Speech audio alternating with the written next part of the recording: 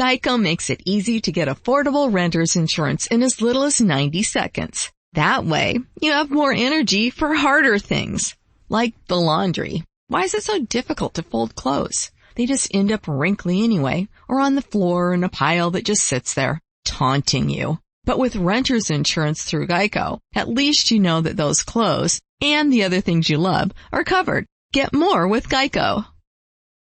30% discount at Stone Stopper by Moonstone TM. Find us at moonstonenutrition.com. Here radio. Stone Stopper by Moonstone TM is a doctor-developed, science-backed kidney health solution with 30 MEq of alkali citrate to prevent kidney stones. Available in powders and capsules. Enjoy an exclusive discount with my promo code moonstonenutrition.com. Here radio to get 30% discount. Frontier Fighters.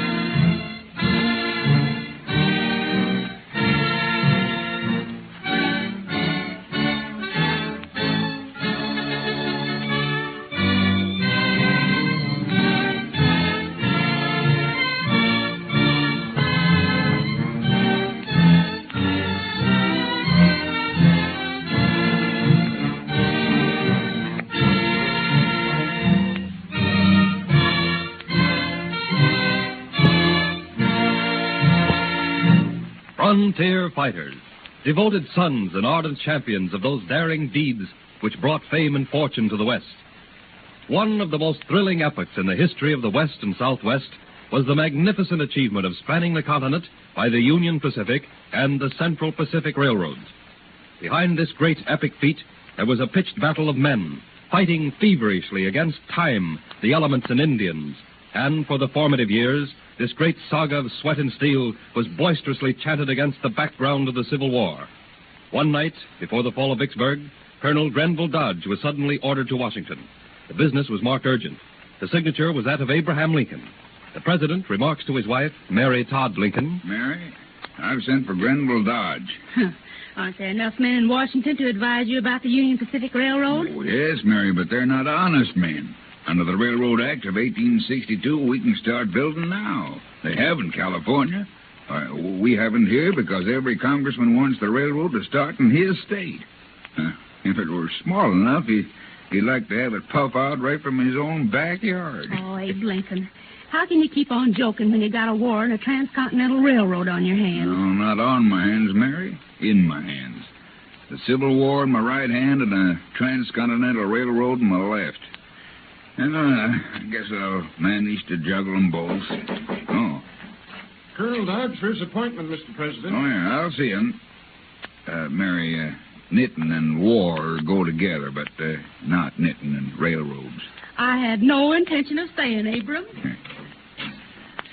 To span a continent and bring the people of the West face to face with the people of the East.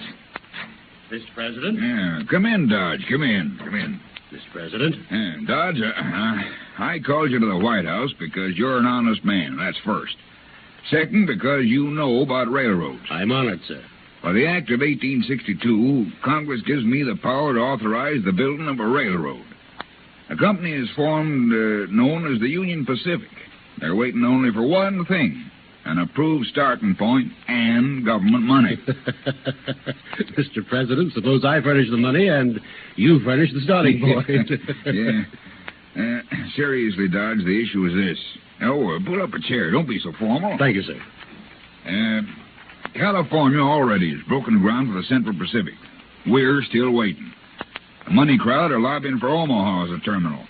Of course, they want to serve themselves. I want to serve the nation. You can serve the nation best, Mr. President, by breaking ground at Council Bluffs, Iowa. If you'll step to this map, sir. Well, that is strategic. This is the way the route should go. Starting here and possibly meeting with the Central Pacific in Utah. That's a great stretch of country.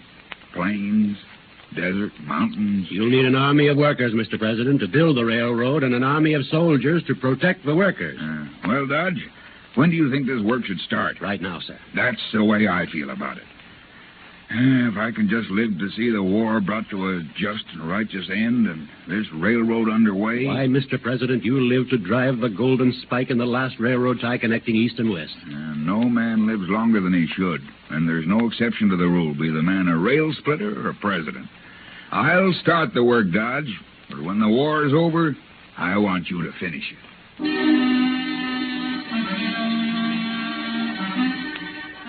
And so, with a nation torn by a war that threatened her very existence, this vision, which far-sighted men had had for more than a quarter of a century, began. Feverishly, thousands of men worked under the burning sun of summer and the rain, snow, and stinging sleet of winter. Worked, sweated, swore, but drove on. Millions of government money more than matched millions of private capital. Out of the gloom and suspicion which shrouded the early years emerged hope and optimism and faith. Hundreds of miles of tracks had been laid both in the east and the west. The war was drawing to a close. Then, suddenly came the day the war was over. In the west, Leland Stanford, inspiration of the Central Pacific, said, I say that every man who lays down his musket should pick up a shovel, an axe, and a hammer and work for the railroad. The destiny of the west lies in the east, and the destiny of the east in the west. God speed the day when men and women in the east, the west, the north, and the south shall stand shoulder to shoulder and heart to heart, not as rebels or Yankees, but once again as Americans.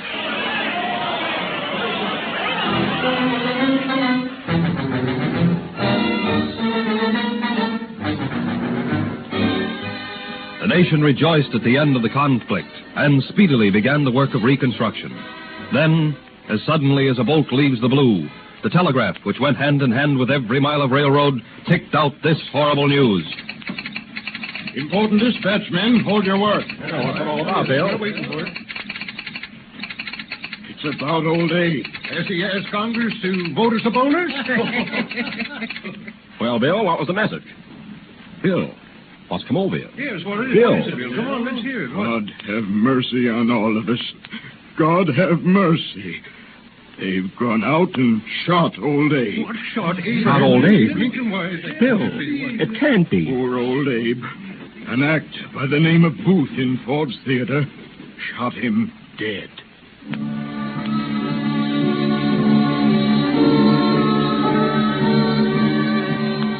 For the next week, after the assassination of Abraham Lincoln, chaos was king. The alarmists predicted the railroads would be abandoned. Those who wanted to hold back the march of progress said it was the will of God. The Almighty had stepped in and stopped such wickedness. Then Andrew Johnson took the oath of office and called for Grenville Dodge, now a general, and sent him directly to the Indian country. This was the first order Dodge telegraphed to all district commanders on the plains. Place every mounted man in your command on the South Platte route. Repair telegraph lines. Attack all bodies of hostile Indians. Stay with them and pound them until they move north of the Platte or south of the Arkansas. I am coming with 2 regiments of cavalry to the Platte line and will open and protect it. But it was one thing to give an order on the plains in 65 and another to see that it was carried out. Late in July, 2,000 Indians of different tribes launched a campaign to destroy all telegraph stations along the Platte. In August, matters reached a crisis. The government, its army reduced to peacetime strength again, was faced with the problem of going on or backing out. To control the Indians, a new army of 22,000 men was needed and $50 million to finance such a campaign. The treasury was almost depleted, yet the railroads called for more government money, and the emigrant trains called for protection. General Dodge, intent on a solution of the problem, took a small company of mounted soldiers and went into the heart of the Indian country. General, is this a scouting expedition or just what is it? I'm looking for two things, Palladay. Where all these surprise attacks come from.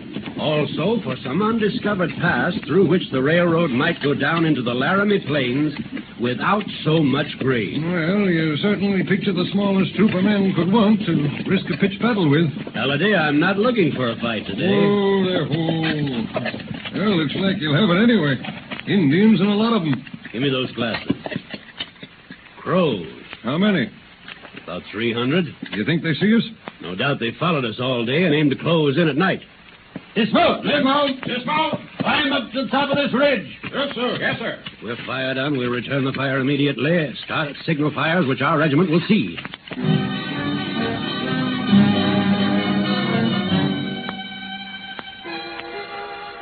Look, the Crows have dismounted now. They're starting to scale the mountains to cut off retreat either north or south. All right. We're high enough for the fires, and there's plenty of fuel here. Start the signal fires. Yes, sir. Indians coming closer. 6 of you men, start picking them off. Fire's going, sir. Let them have a volley or two. Good. All right, men. Let them have a volley. Yes, sir. Guess I'll pick off 1 or 2 of them Crows myself. Smoke signal's rising, sir. General Dodge. Good. We should have an answering signal before long. More Crows scaling the mountains here. A volley in that direction, men. Our camp's answering, sir. They're coming.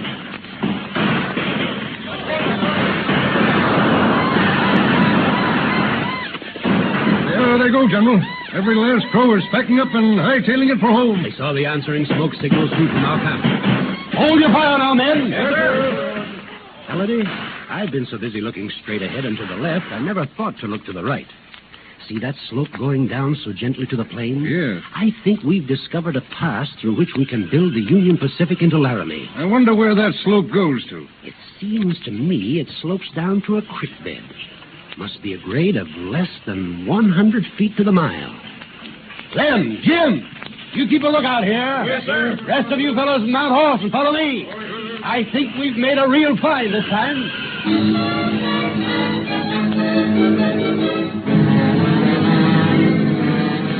General Dodge made a discovery that is part of the history of the Union Pacific.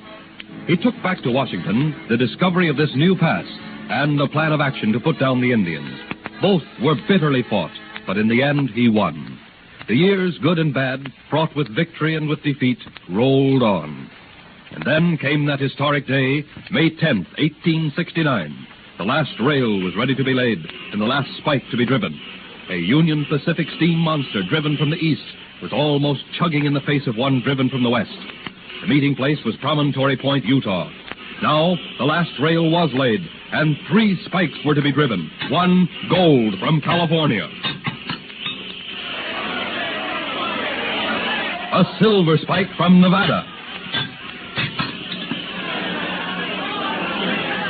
And an iron spike from the east.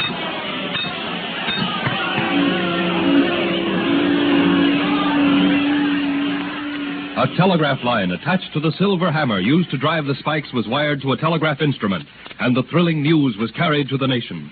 The Transcontinental Railroad had at last become a reality, and the nation was welded into a stronger, more indissoluble union. This was as Leland Stanford had predicted in 1862. The day when men and women in the east, the west, the north, and the south shall stand shoulder to shoulder and heart to heart, not as rebels or Yankees, but once again as Americans. And so, another chapter has been written in the lives of frontier fighters.